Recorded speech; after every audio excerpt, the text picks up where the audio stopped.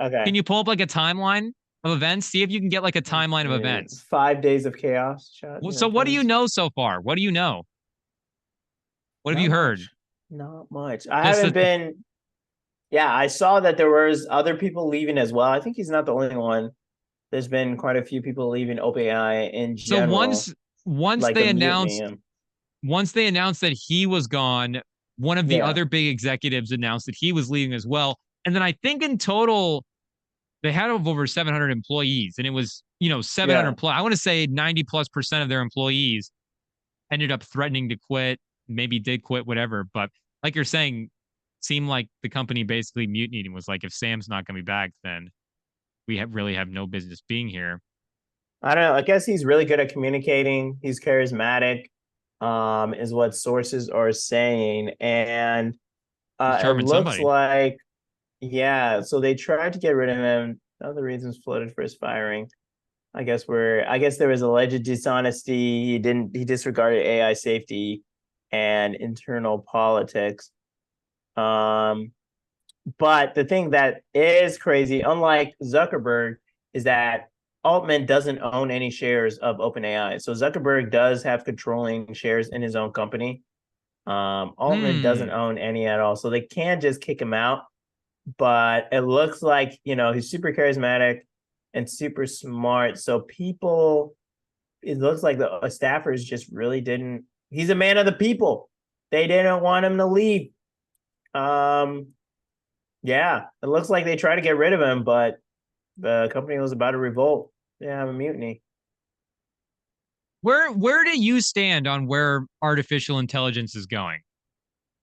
Just in Yeah, terms of the potential upsides, the downsides, and there's the big threats as well too. So, I don't know if you want to like in our lifetime as well, because that's the other thing. Like it's the lifetime, and then there's, what could happen yeah, to 300 years. Like, where do you see AI going?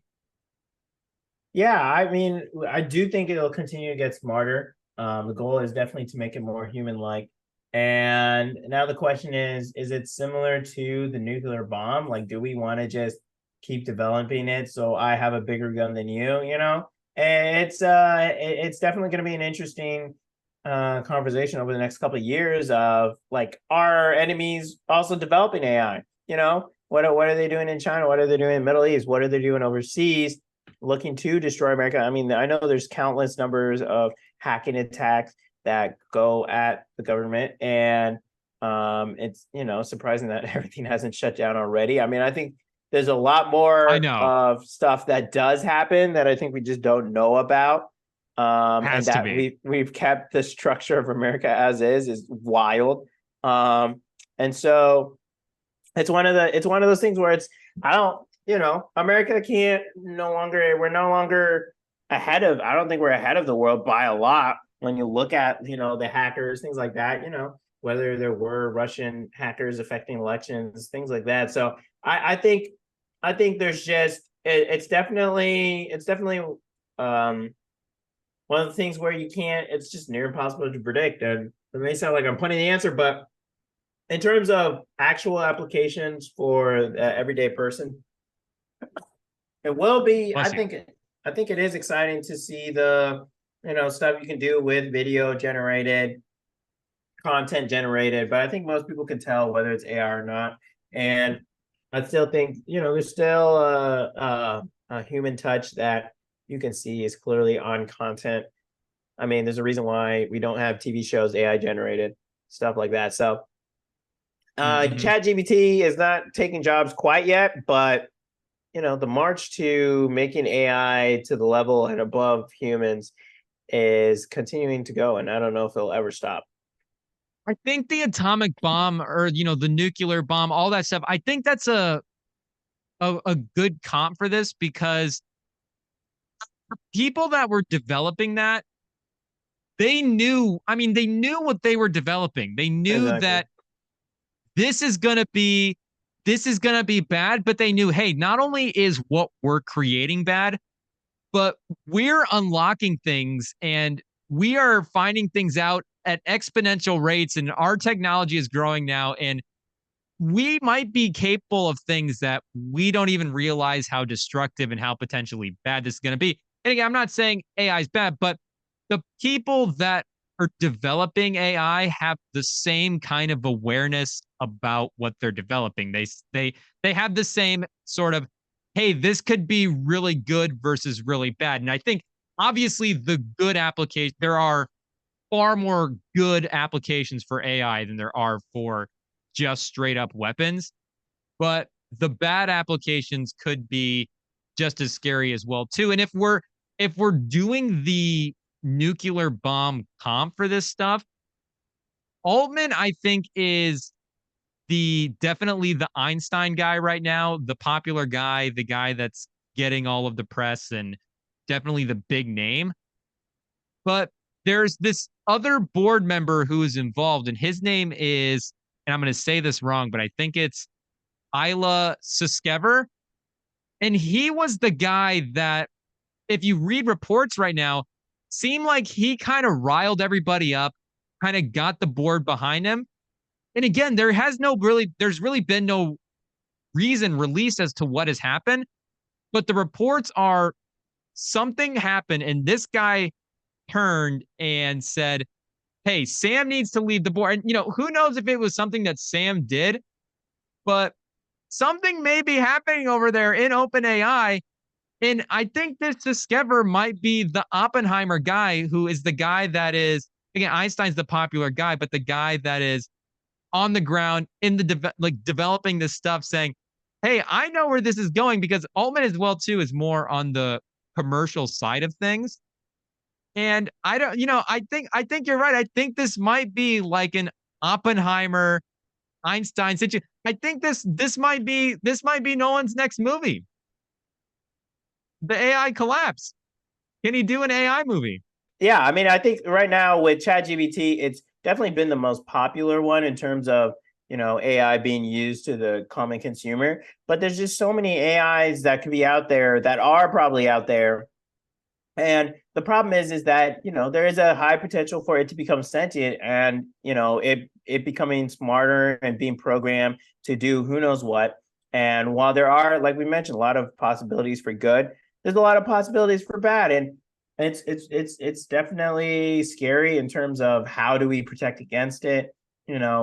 We've seen AIs, try to talk to other AIs, or, communicate with other AIs, convince them to do things for them. So it's not like it's just one thing. And, while we may not want to, worry as if it becoming Terminator, it is a lot of our world, like we've mentioned, is like it's obvious, is connected to technology, and having the potential for something to just unilaterally take control of everything would definitely wreck the whole world. And that's I think that's something that is, when you're trying to put those protections in place for AI, if you're trying to make it more and more powerful, to be smarter, but then at the same time only do what you say, that's there it becomes a paradox at one point.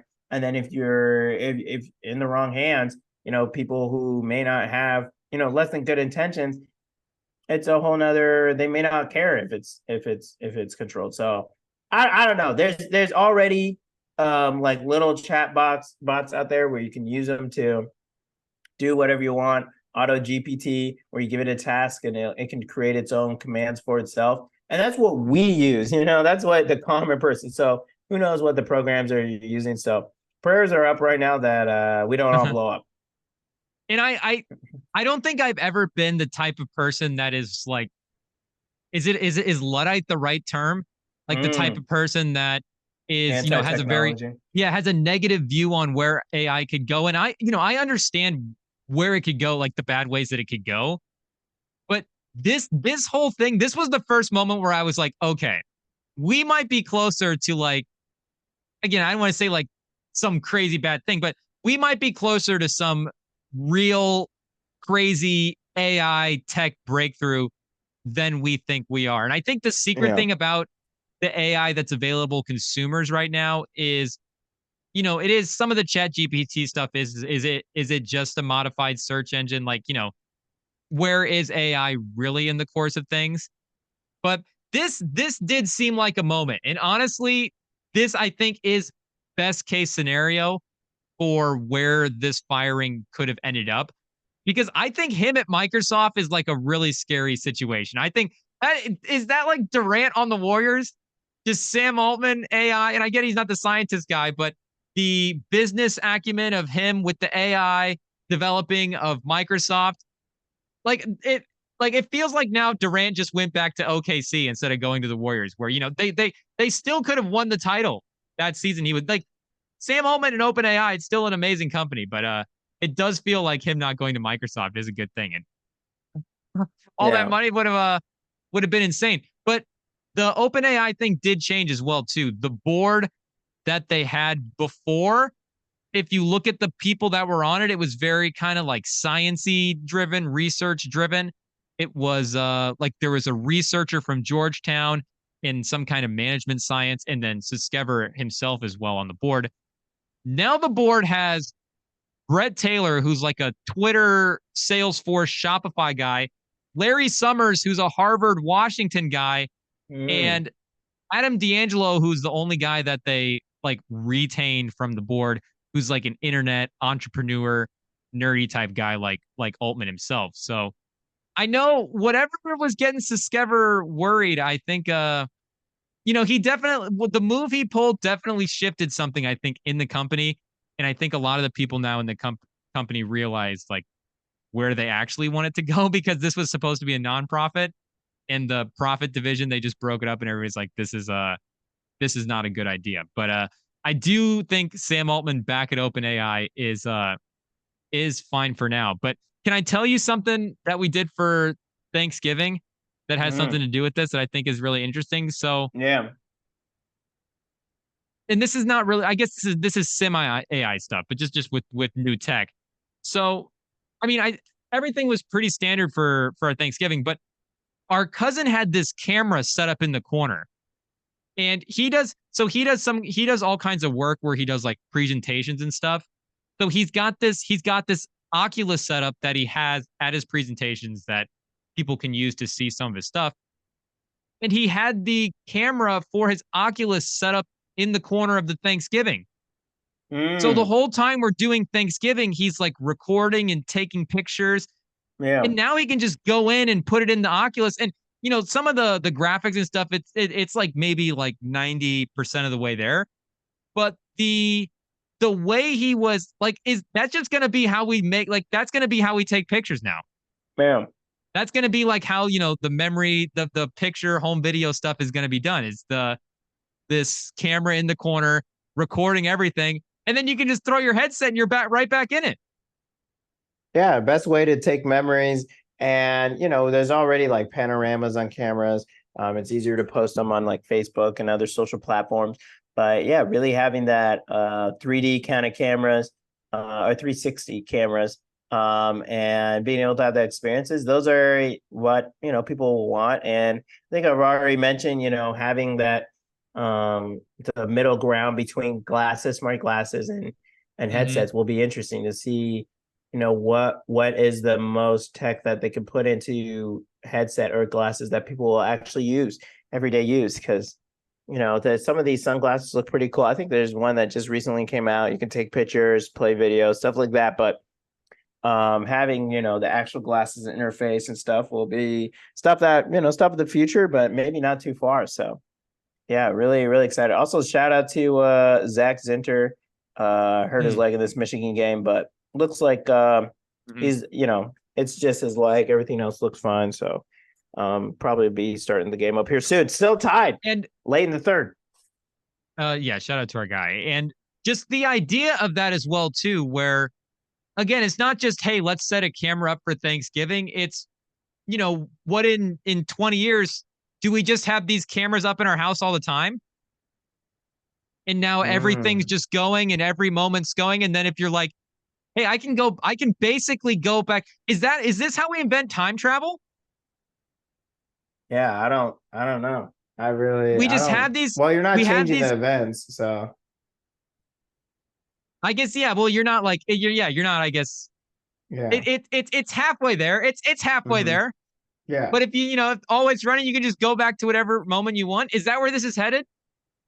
Probably. I mean, that's the point of Mm, taking those memories is going back and watching them. So, yeah, I don't. Yeah, it'll be interesting to see um, what the future is in terms of actually consuming that content and taking that content and seeing it. But yeah, shout out to Wolverine, scored a touchdown next play right after it. So right. 24-17.